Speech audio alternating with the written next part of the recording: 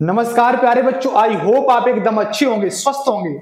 आज की वीडियो बहुत ही इंपॉर्टेंट होने वाली है। यदि आप क्लास 12th में पढ़ते हैं, मैथ्स लिया है, तो आज की वीडियो में वो क्वेश्चन कराने वाला हूं जो आपके एग्जाम में जरूर देखने को मिलेगा, जरूर देखने को मिलेगा। मैंने आपको ये 2 बार बात ये बोली है, इसलिए बोली है क्योंकि आज की वीडियो का जो क्वेश्चन बहुत इंपॉर्टेंट होने वाला है।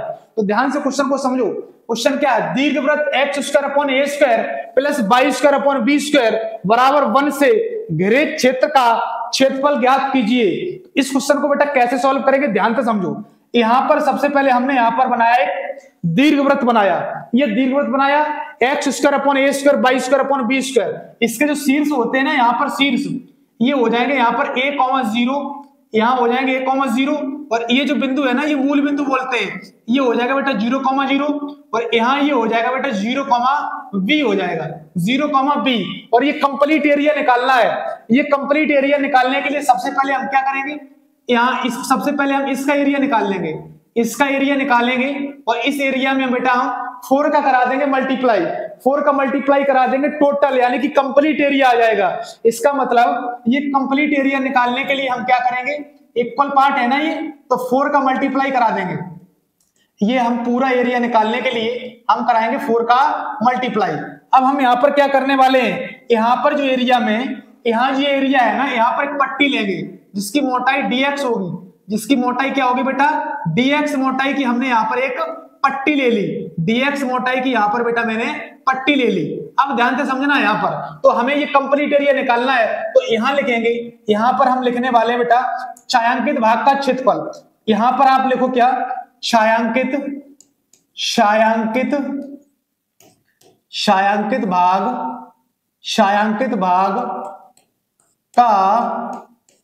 का क्षेत्रफल बराबर, यहां पर क्या करेंगे, समाकलन 0 से लेकर के a तक एरिया घेरा है, 0 से लेकर के a तक, यानी कि जो पट्टी ले रहे हैं वो x अक्ष पर ले रहे हैं कि नहीं ले रहे, dx मोटाई की। तो हम जो वैल्यू लगाने वाले हैं वो x की लगाएंगे। x की वैल्यू यहाँ 0 है और यहाँ क्या है, a है, तो 0 से लेकर के a।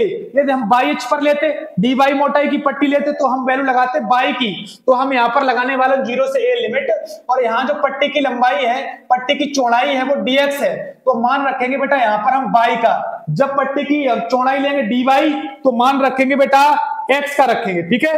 तो हम dx मोटाई के लिए तो मान y का रखेंगे, और इसमें 4 का करा देंगे मल्टीप्लाई, तो कंप्लीट एरिया बन जाएगा। तो अब हम यहाँ पर क्या करेंगे, सबसे पहले y का मान निकालते हैं। सबसे पहले यहाँ पर हम y का मान निकालते हैं। ये आपको दी गई थी इक्वेशन x²/a² और प्लस बेटा y²/b² बराबर 1। ये इक्वेशन आपको दी गई थी। यहां से आप क्या करो, यहां से बेटा y का मान निकाल लो। तो y का मान निकालने के लिए y²/b² बराबर 1 माइनस का ये उधर चला जाएगा, तो हो जाएगा x²/a² हो जाएगा। अब देखो यहाँ क्या करेंगे, y²/b² बराबर जब निकालेंगे तो यहाँ ये a² ऊपर पहुंचेगा, a² माइनस का x² हो जाएगा, तो अपॉन में आ जाएगा बेटा यहाँ पर a² आ जाएगा।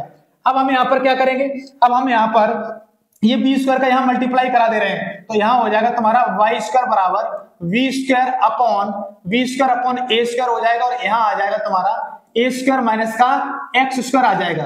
अब हम यहाँ पर बेटा y का मान निकालेंगे, तो यहाँ देखो वर्गमूल आ जाएगा, तो b/a आ जाएगा, और ये तो माइनस में, ये तो बाहर निकलेगा नहीं, तो ये आ जाएगा रूट में, a² माइनस का क्या हो जाएगा, x² हो जाएगा।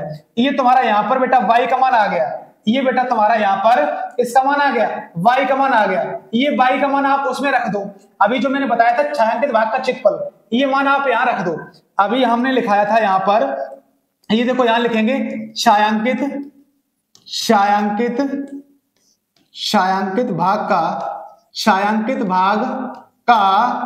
क्षेत्रफल। ये क्वेश्चन बेटा इंपॉर्टेंट है, ये क्वेश्चन आपको देखने को जरूर मिलेगा, ठीक है। तो अब देखो यहाँ पर क्या करोगे, यहाँ पर 4 का मल्टीप्लाई था और समाकलन 0 से a लिमिट है, y का मान रखना था, तो y का मान है b/a है, और रूट a² और माइनस का क्या है बेटा x², यहाँ लगा देंगे dx लगा देंगे। अब देखो ध्यान से देखते रहना। अब हम यहाँ पर क्या करने वाला हूँ, ये कांस्टेंट है, ये 4b/a कांस्टेंट है, यहाँ रख लिया मैंने, बाहर निकाल लिया है, और यहाँ आ जाएगा 0 से a लिमिट हो जाएगी, और रूट a² माइनस का x² हो जाएगा, और यहाँ आ जाएगा तुम्हारा dx। अब आप यहाँ क्या करोगे, देखो ध्यान से, यहाँ पर फॉर्मूला खोल दो, 4b/a तो कांस्टेंट है, यहाँ फॉर्मूला खोलेंगे तो x/a एक्स अपॉन ए आ जाएगा, फॉर्मूला होता है इसका ए स्क्वायर माइनस का एक्स स्क्वायर हो गया, और यहां हो जाएगा बेटा प्लस का ए स्क्वायर अपॉन 2 हो जाएगा, और साइन इनवर्स एक्स अपॉन ए, ये फॉर्मूला है, ये रूट ए स्क्वायर और माइनस का एक्स स्क्वायर का, ये फॉर्मूला आ गया। लिमिट क्या है, 0 से ए लिमिट है, 0 से बेटा ए लिमिट है। अब आप यहां क्या करोगे, सबसे पहले आप अपर लिमिट लगाओगे और माइनस का लोअर लिमिट लगा दोगे, और यहां पर आ जाएगा इसका सॉल्यूशन, करेक्ट आंसर आ जाएगा। ठीक है, अब देखो यहां पर क्या करेंगे, 4b अपॉन ए तो कांस्टेंट था, ये मैंने बाहर निकाल दिया, पूरे में हम ए लगाएंगे, पूरे में ए लगाएंगे तो ए अपॉन ए हो जाएगा, और रूट यहाँ ए स्क्वायर हो जाएगा एक्स की जगह, तो ए स्क्वायर हो जाएगा एक्स की जगह लगाएंगे, प्लस का ए स्क्वायर अपॉन 2 हो जाएगा, और यहां आ जाएगा तुम्हारा साइन इनवर्स एक्स की जगह ए अपॉन ए आ जाएगा।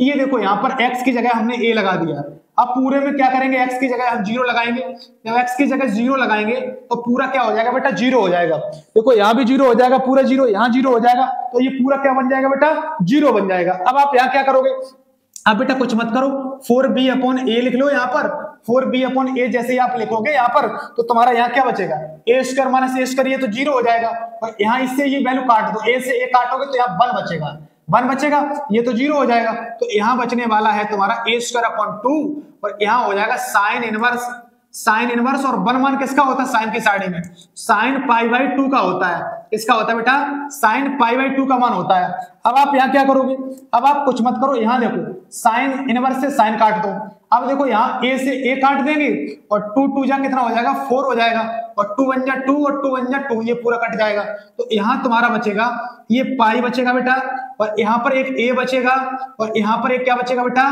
वी।